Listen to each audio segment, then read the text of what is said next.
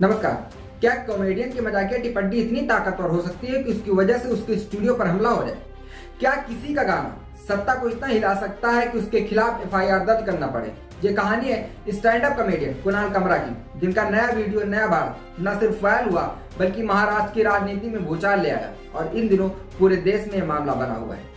लेकिन सवाल सिर्फ एक वीडियो का नहीं बल्कि अभिव्यक्ति की आजादी, सत्ता की असहिष्णुता और कॉमेडी की सीमाओं का भी है। इस मामले को गहराई से जानना होगा कि आखिर ऐसा हुआ क्यों और देश में हो क्या रहा है। इसकी शुरुआत कई दिनों पहले हुई।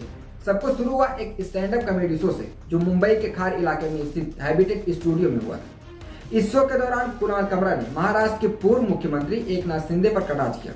उन्होंने बॉलीवुड सूरत गाने की धुन पर एक पैरोडी गाना गाया जिसमें ठाणे के एक नेता का जिक्र था। अब इस गाने में उन्होंने शिंदे की राजनीतिक यात्रा और उनके भारतीय जनता पार्टी के साथ गठबंधन को गद्दारी बताया। हालांकि उन्होंने शिंदे साहब का सीधे तौर पर नाम नहीं लिया, लेकिन संकेत इतने स्पष्ट थे कि लोग समझ गए कि निशाना किशोर साधा गया है। 23 मार्च को कुणाल कमरा ने इस शो की रिकॉर्डिंग अपने यूट्यूब चैनल पर अपलोड कर दी।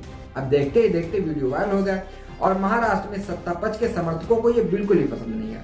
अब इसका नतीजा ये हुआ कि शिंदे गुट की शिवसेना के कार्यकर्ता उसी रात खार यूनिकॉन्टिनेंटल स्टूडियो पहुंच गए और वहां जाकर तोड़फोड़ कर दी। लेकिन मामला यही नहीं रुका।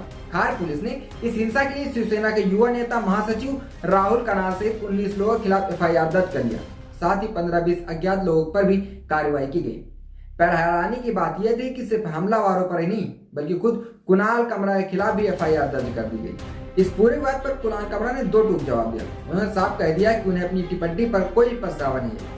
जब उनसे माफी के बारे में पूछा गया तो उन्होंने कहा कि वो सिर्फ कोर्ट के आदेश पर ऐसा करेंगे। इसके अलावा कुणाल कमरा के पर यह भी आरोप लगे कि उन्हें उपची पार्टियों से पैसा मिलता है ताकि वो शिंदे सरकार को निशाना बना सके। अब इस पर कुणाल कमरा पुलिस को खुद ही अपने फाइनेंशियल ट्रांजैक्शन की जांच करने की इजाजत दी ताकि ये साबित हो सके कि उन्हें ऐसा कोई भी भुगतान नहीं किया गया है।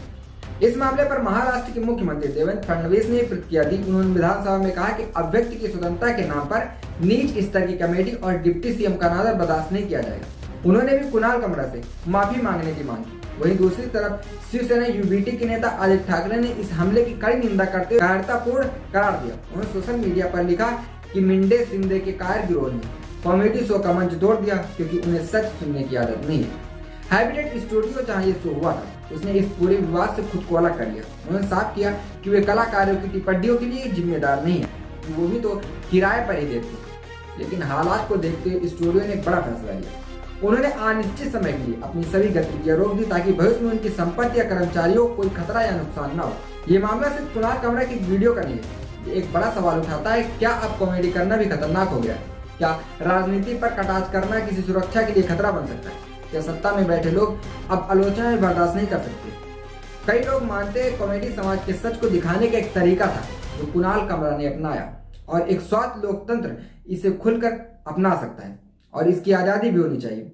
लेकिन जब किसी कॉमेडी शो की वजह से स्टूडियो बंद हो जाए, कलाकार के खिलाफ एफआईआर दर्ज हो जाए और सत्ता पक्ष इन पर हमलावर हो जाए तो ये लोकतंत्र के लिए अच्छे संकेत बिल्कुल नहीं है। कुणाल कमरा का मामला सिर्फ एक स्टैंड अप कॉमेडी एपिसोड से जुड़ा विवाद नहीं है। ये भारत में अभिव्यक्ति की स्वतंत्रता, सत्ता की असहिष्णुता और लोकतंत्र की मूल्यों की परीक्षा भी है। सवाल सिर्फ इतना है, क्या हमारा लोकतंत्र इतना मजबूत है कि वो एक कॉमेडियन के मजाक को झेल न सके, या फिर सत्ताधारी नेताओं को अब हर एक चुटकुले से डर लगने लगा?